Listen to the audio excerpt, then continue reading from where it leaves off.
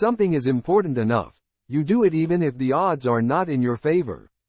I think it's very important to have a feedback loop, where you're constantly thinking about what you've done and how you could be doing it better.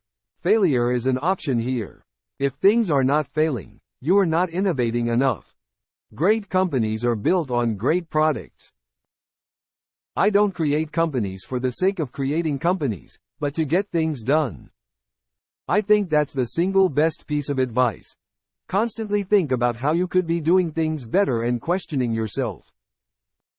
I could either watch it happen or be a part of it. If you're trying to create a company, it's like baking a cake.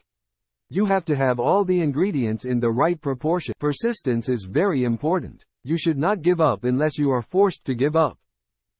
There's a tremendous bias against taking risks. Everyone is trying to optimize their ass covering. The first step is to establish that something is possible. Then probability will occur.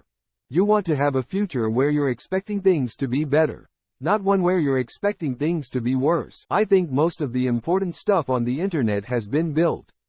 There is going to be some evolution, but not the same kind of big bang that we've seen in the past.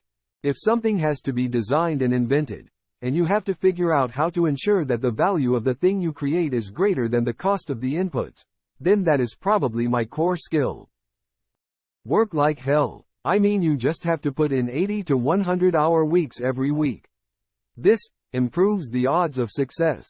If other people are putting in 40-hour workweeks and you're putting in 100-hour workweeks, then even if you're doing the same thing, you know that you will achieve in 4 months what it takes them a year to achieve. The only thing that makes sense to do is strive for greater collective enlightenment. I think it is possible for ordinary people to choose to be extraordinary. I do think there is a lot of potential if you have a compelling product and people are willing to pay a premium for that.